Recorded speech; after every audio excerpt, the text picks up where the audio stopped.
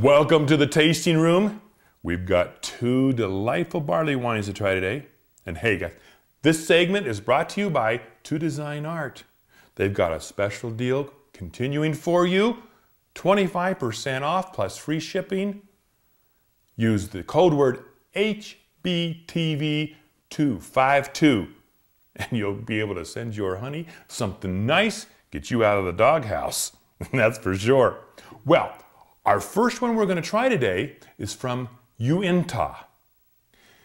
This is a company that is in Utah, which surprised me quite honestly, being Utah's kind of not a big drinking state.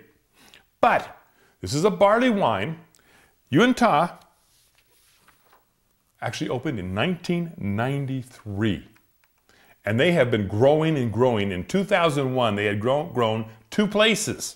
They started out in a small mechanic shop, and that didn't last long. But their new place is 100% wind powered. And I just think that is so cool.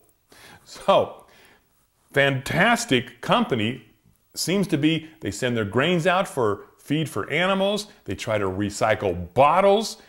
They're just, well, they're obviously eco-friendly. So let's give this one a try. Now, barley wine, of course, is a higher alcohol beer. This one happens to be 10.4. It's got an IBU of 72. That's International Bittering Units. And I'm sure you guys have been to different bars which you've ordered up like a barley wine or a big beer and they bring it to you in these little bitty glasses. I was wondering about that, but seems to me it makes sense because to brew a big giant beer takes a whole lot more grain, going to cost a lot more. Well, now it doesn't seem like we're paying for so much more. Well, I think this is a beautiful beer. Gorgeous, gorgeous, creamy head. I can see the bubbles flowing up through. It's a pretty beer, and I can already smell. With big beers, we know that we're going to have that lovely malt aroma. Well, barley wine's made for sipping. This is not a beer you're going to sit down and chug through a whole six-pack. If you can, you're a bigger man than me. But late evening, sitting back by the fire, enjoy a barley wine.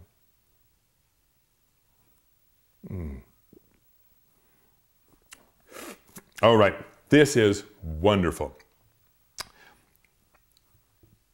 I've always enjoyed barley wines.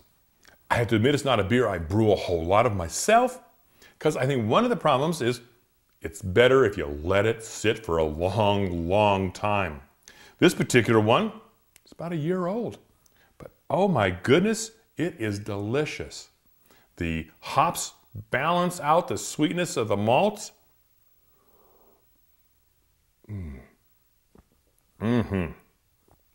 Oh, you'll like this. All right, our next beer is from the Alaskan Brewing Company. The Alaska Brewing Company was formed by Jeff and Marcy Geoff in 1986. Turns out these two just decided they needed to go off to Alaska for an adventure. They loved it there. Then they had to figure out some way to make some money. Well, since Jeff was a home brewer, everybody said, open your own brewery. And that's what they did. It was the first brewery opened in Alaska since Prohibition. There were other breweries that actually existed in Alaska because we had the gold rush, if you remember. People dash into Alaska and they like to have their beer at the end of a long day of mining. Well, Jeff was wise enough to go back to the records. He found newspaper reports and various other reports about the old brewing companies and the kinds of beers they brewed. There was even recipes which he has taken and used to brew some of the similar kind of beers that was available during the gold rush. I just think that's really outstanding. Again, and I'm noticing this with so many different microbreweries, they are eco-friendly. They are recycling left and right. They come up with new ideas on how to do different ways of saving water, energy, and of course, what to do with their spent grain. The Alaska Brewing Company, for one, thoroughly enjoys drying their grain because you don't find a lot of cattle ranches in the cold Alaska weathers. They dry it, ship it down into Washington and Oregon. I mean, that is really being an eco-friendly place. Well, this is a giant bottle, which I'm sure you're going to understand the crew said, oh, get the big one. Because now we're all going to have a little bit. So let's just try some of this Alaskan barley wine.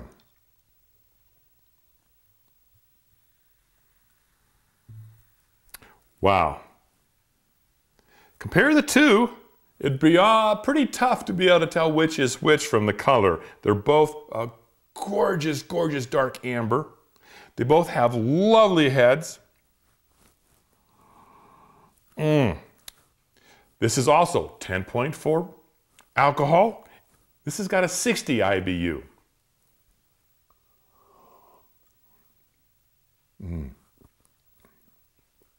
All right. Oh, okay, I had to admit, I love big beers. To me, they just make my day. I love explosions of flavors in the mouth, and this certainly explodes. Both of these are really good.